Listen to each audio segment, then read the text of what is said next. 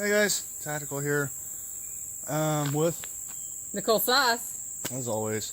Hopefully I didn't cant the camera too much. But anyway, I'm running this one-handed right now, so yeah, we're about to take a property walk and see what we can find. Somebody needs a selfie stick.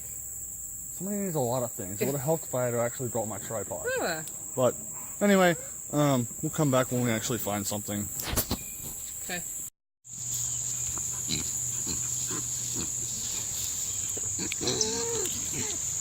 So this is called a hedge apple.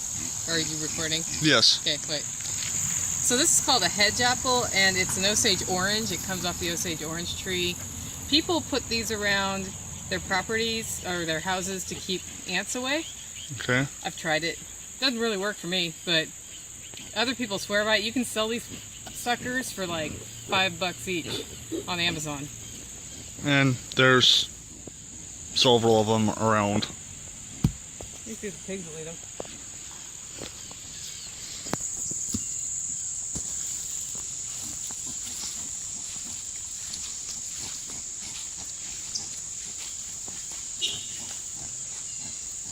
Pat's here. Here we have plantain. It's got a round leaf. This is a rather small one. They'll get like this tall if you let them. But medicinally, it's good for bug bites. Here, you need that for your bug bites. Probably so. And anti-itch, or it helps heal. You can rub it on your poison ivy and it helps heal. It's one of the many uses of plantain. Plus, edible. Always good. Mm-hmm. That's dandelion. Also edible. You can use those greens in the salad. They're just coming back for the fall. So, also the root. Never done this, but you can bake the root and make tea out of the root. So, I always forget to harvest them when it's season to harvest the root. And right now it's not the time. We want the energy back down in the root. And so far we've made it, what would you say? 20 feet? Yeah. Or no, 50 feet. That's from the driveway where we started. And 3 things already. This tree. This will be worth exploring. I can't confirm. I thought it was a spice berry tree, which are edible, but it's acting like a cherry. So it might actually be, it might be a wild cherry cherry tree, yeah. And I know I have a cherry at this end of the property that's a wild cherry, so... and like, see how this is interesting. It's very healthy. But I think that's a cherry. So those might be... That's going to be worth exploring if it is, but as I said, I could be totally wrong. And you don't go just eating random berries. No. But that's what you kind of do when you come out and take these walks, is find stuff and like figure out what's edible and what's not, right? It's here 12 years, and that's the new one for me right there. Yeah. 12 years. But right now we're going where? To the watercress patch. And this one is something you discovered a while back, right? Yeah, we've known this the whole time. So I'm hoping that there is some. If you look at this plant that's underwater right here, that's watercress. That one right there? Yep. That feels good on my feet because it's hot today. So this likes a shallow creek. And that's edible. Like, that's big enough we could eat it tonight.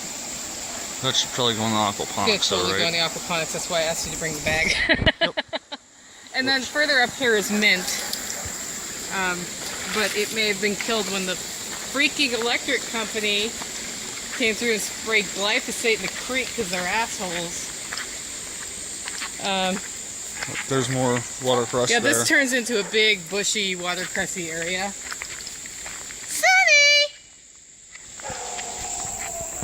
You get the sunny.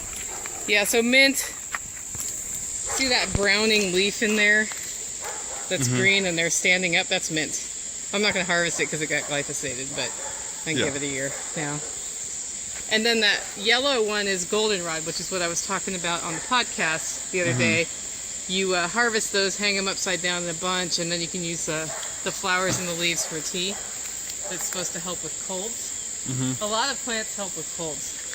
Sissy! Yes. Come on, let's go. Gotta call the dogs. Sunny! Ooh. I think I know this one. Jerusalem artichoke? Yep. Jerusalem artichoke, it's got like hairs on the thing.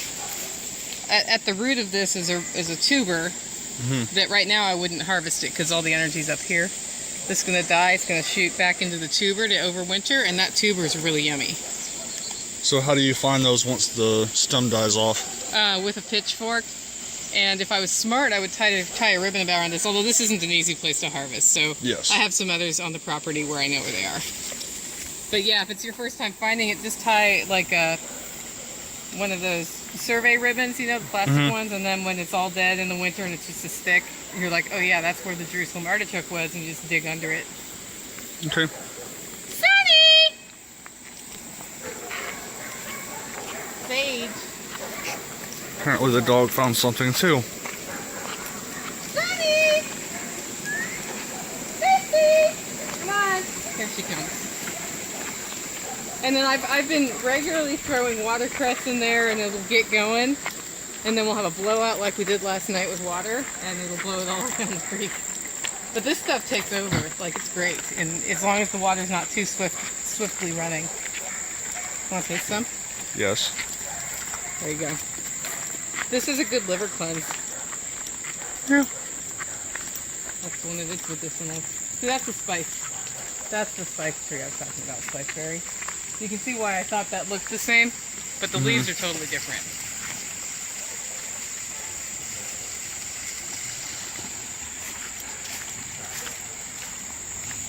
It looks like all my mushroom logs got pushed off to the side last night.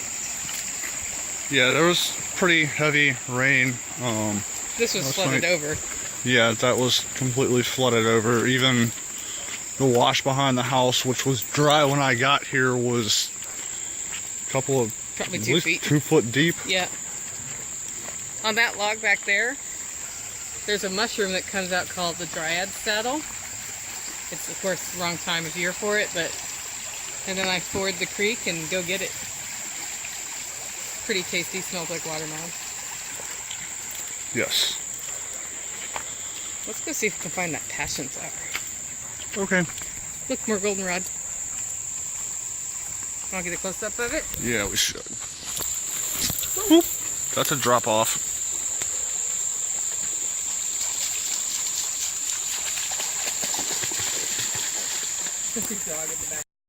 Okay, so this is passion fruit or passion flower. This is the vine, and this just appeared this year right after we cleared the area with the goats. What you missed is it puts out a beautiful bloom about that big. It's purple and hairy, and then if it gets pollinated, you get a passion fruit, which is edible, kind of citrus flavored, lots of seeds though. But apparently we missed this one. But you missed this one, timing wise. Yeah. Yeah. I'm a little freaked out by that noise too. Apparently so are the dogs. It's either coyote or mountain lion. Bobcat, not mountain lion. Alright. One of the cool things about jewelweed is the way the water beads up on it. It's why it's called jewelweed, because the droplets of water look like little jewels. And then the flower, the most medicinal one has a different colored flower than this. This has a yellow flower. There's one with an orange flower that's supposed to be more potent. But you can make that into a salve by soaking it in coconut oil in a crock pot on warm for a week. And then that helps with poison ivy rash. It also chokes out poison ivy in nature. So we were trying to find an instance of jewelweed near poison ivy because we'll usually find them near each other, but it's so successful through here I don't think poison ivy can take hold.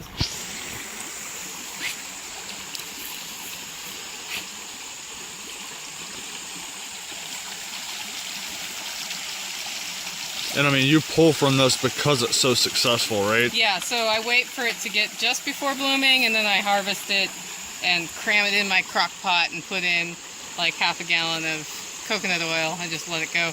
If you want to use it in a salve that's more transportable, you'll add beeswax at the end of that, but I just leave it in the coconut oil.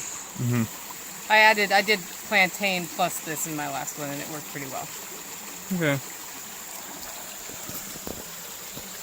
So that was just, you know, kind of a walk around, just the stuff that we find naturally growing, plus a little bit of a look at the aquaponic system and how she kind of pulls from the aquaponic system, or from other stuff, and puts into the aquaponic system. So anyway, hope y'all enjoyed that.